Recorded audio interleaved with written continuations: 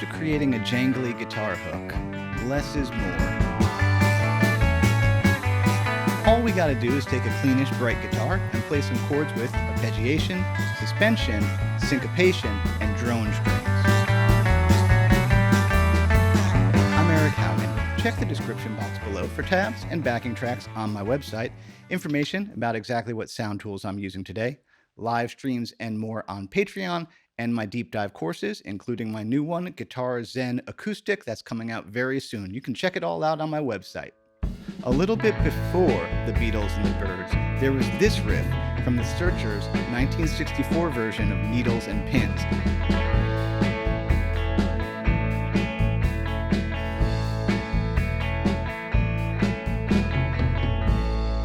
Because that song went to #1 in the UK, it's definitely likely that the Beatles heard it, which maybe led them to write Ticket to Ride.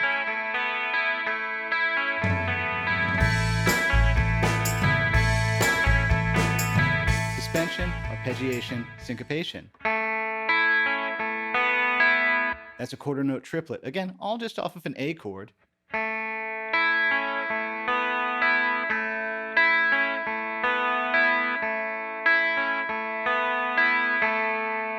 Later in 1965, we have the Byrds Feel a Whole Lot Better.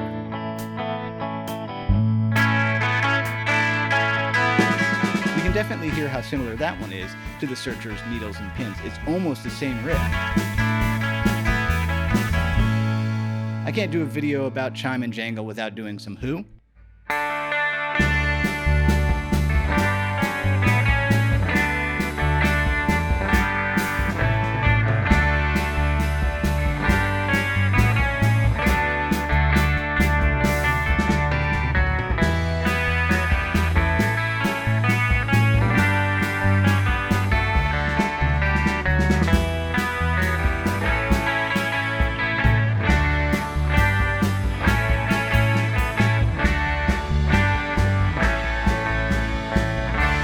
This is my arrangement of The Kids Are Alright, because on the record, Pete's not doing that much on it. He's just kind of bashing away. So, I don't know, kind of fun.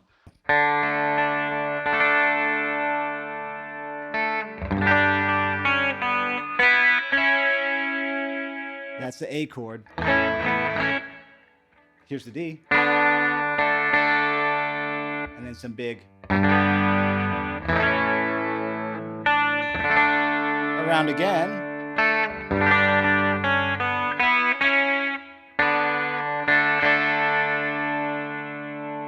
Here comes the pre-chorus, so there's going to be a little walk down to the E minor.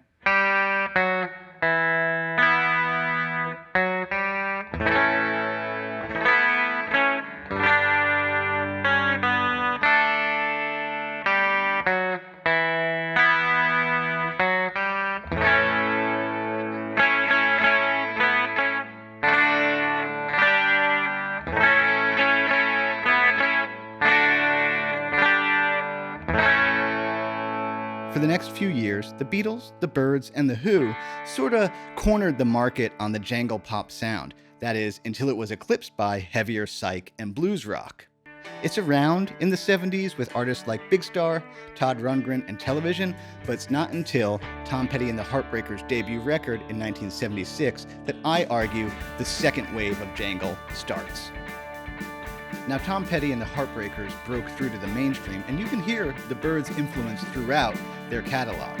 At the same time, though, post-punk and early alternative bands started to bring the jangle back into their sound, most notably the Smiths and R.E.M.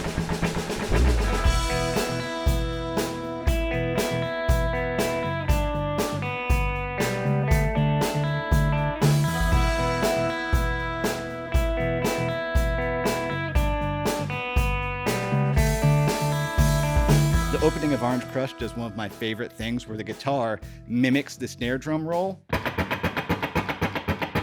Little thing I like to point out, when you have to strum a lot, rotate the pick to the back side. The chord progression is just E minor, G, and D. So the first chord, he comes in there looking for the E, and he's just going to do this little unison-y thing.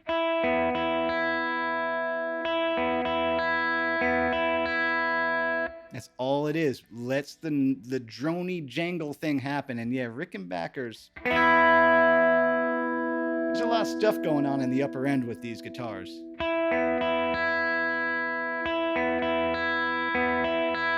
On the G, he just goes. That's all he does.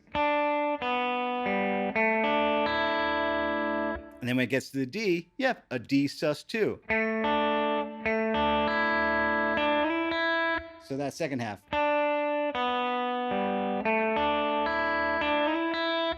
Okay, one more time. Here's the whole thing.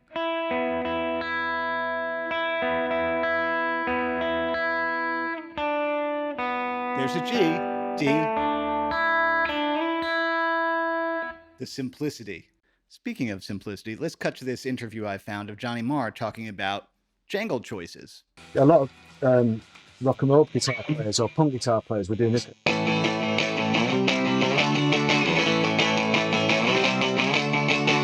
Okay, which has its place, but I would say take those chords and instead of play like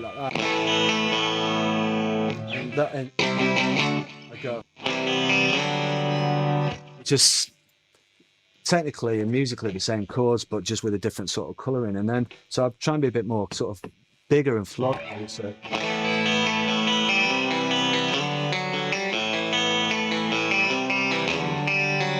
Which isn't a million miles away, then leads you to like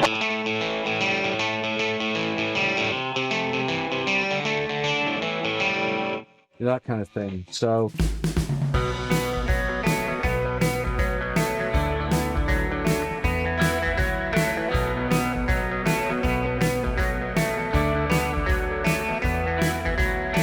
this one's tricky with the alternate picking.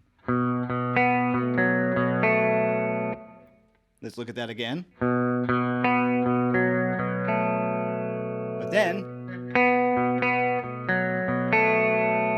so that's assignment 1.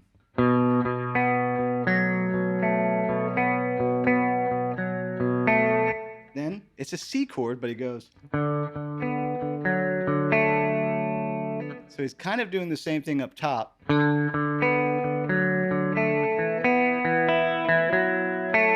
And the last thing is kind of a D chord. And yeah, I got chorus going. That's tricky.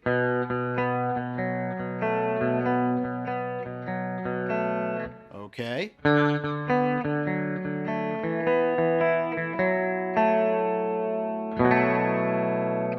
And yeah, on the recording, the very first time he plays it, he doesn't play the first note, which messes with your brain because it goes.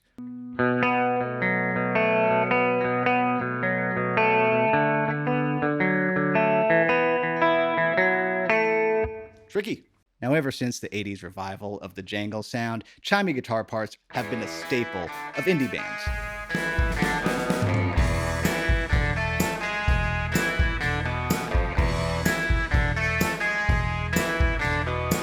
Cool riff, Phrygian dominant. All right, all it is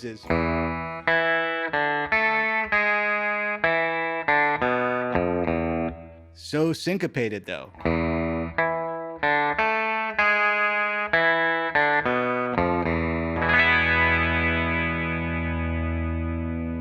Should you get a Rickenbacker? The 12 is awesome, but it is hard to play, even with the wider neck on that one that I borrowed from my buddy Brian.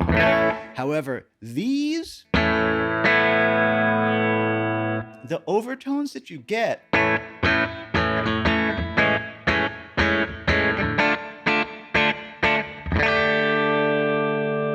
are really cool. Like, yes, they're bright, but they're really full, and there's just like all this weird little harmonic detail going on. Okay, are the necks weird? Sort of. I'm gonna make a whole separate video about this. I actually don't find this neck to be that strange to play.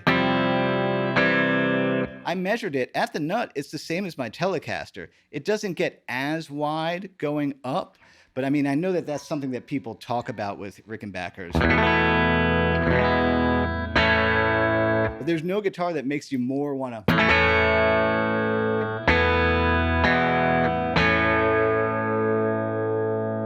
So if you're a collector or you play in some kind of jangle type band, like instead of getting another Telecaster or a Jaguar or something like that, this thing is cool. I really do think that everybody should have one of these if you like this sound. Yeah, they're cool.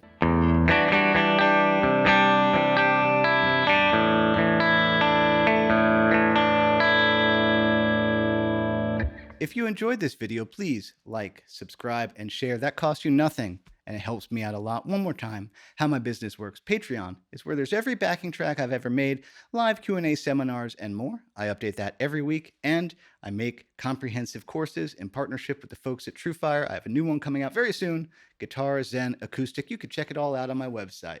As Bill and Ted would say, be excellent to each other. That includes yourself. Happy Friday. Eat pizza.